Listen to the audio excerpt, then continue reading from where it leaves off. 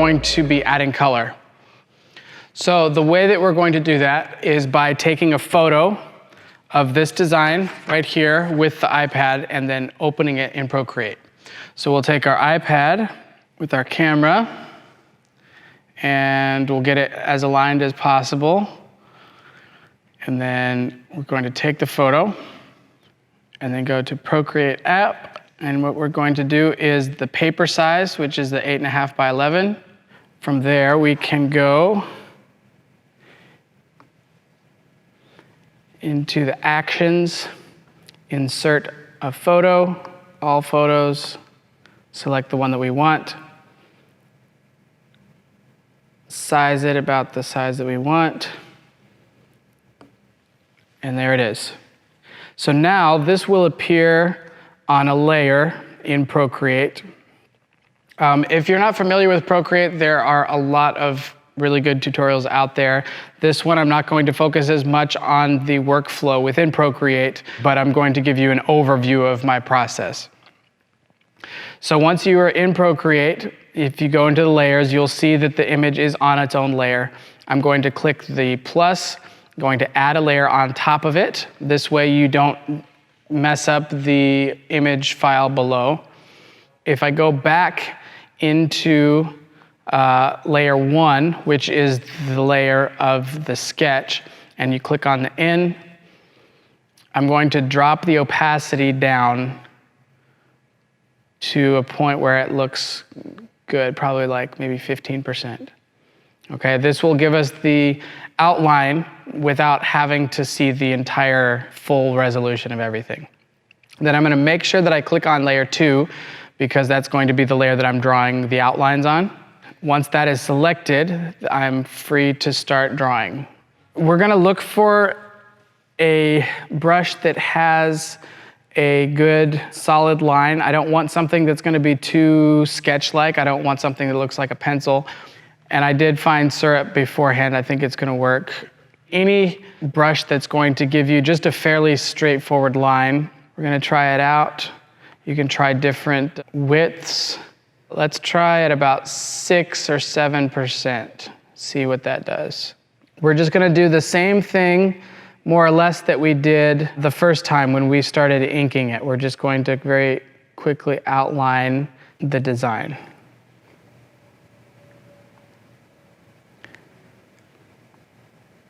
So if you are sketching with the understanding that you will open this in Procreate, you can actually kind of skip the inking part on paper and go straight from the initial sketch, bringing it into Procreate, and you can go straight to this step. I wanted to show you both, but you can kind of choose which one is better for your workflow. If you do everything on pen and paper, that's great. You can do the pencil sketch and then a pen and ink drawing over the top of that. There's nothing wrong with taking the pencil sketch, photographing that, bringing it into Procreate, and then doing your ink sketching on top of, directly on top of the pencil sketch.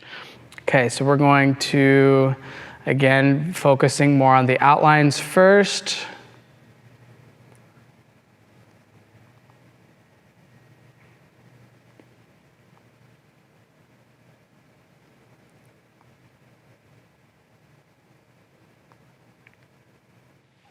All right, I'm not happy with that flower.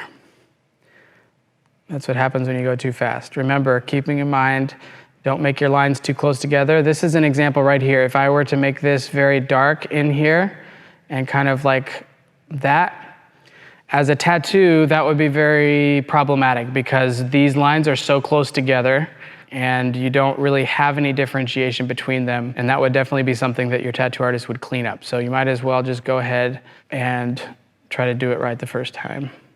So thinner lines if you need to, like this.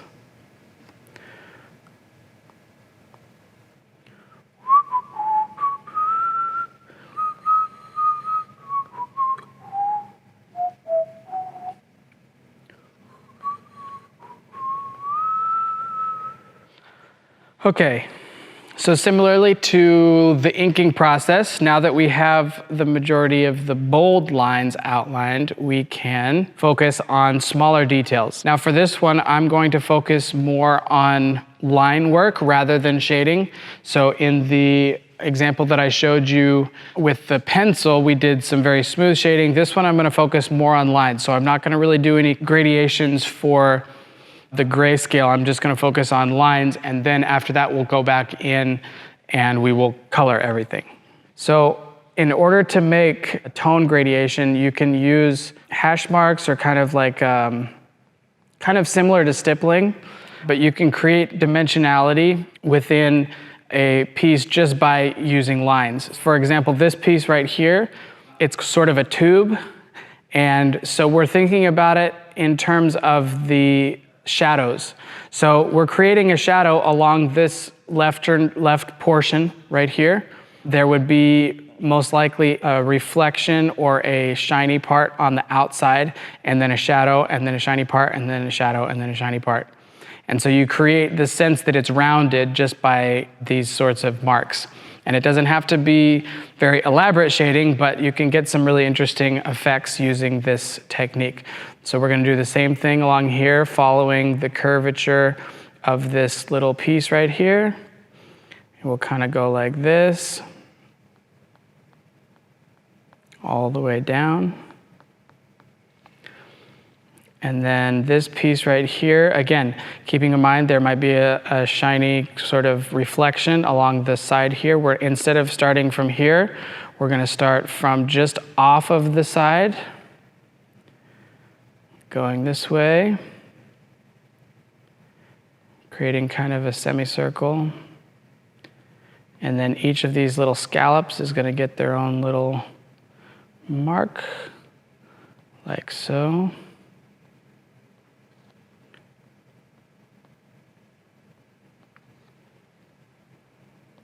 And then similar to stippling, we're just going to make some lines here, like that.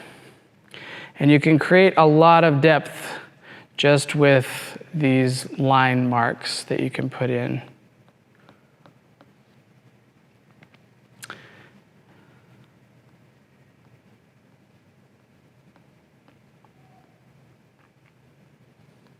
And this is something that you can do also with a pen. Sometimes a brush pen works well for this. If you're familiar with using brush pens, or a little bit thicker line, you can get the same effect by kind of pressing down and then flicking with your wrist to kind of get a dark point that goes into a sharp point on the edge. And we're going to go back in to the leaves.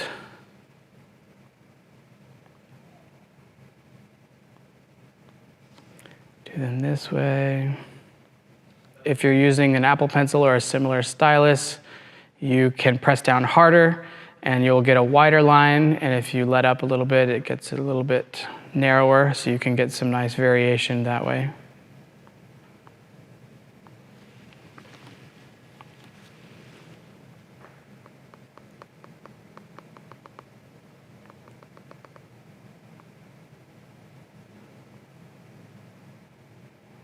Add some blood vessels.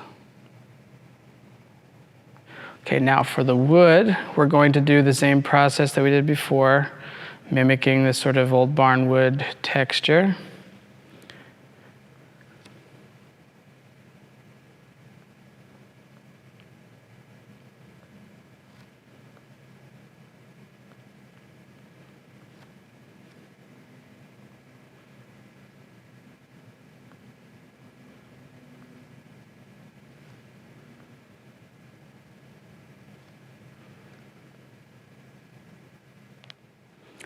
Put some little nail holes. And for a nail, you can do, instead of a full circle, you can just do like a crescent shape that would mimic the look of a nail.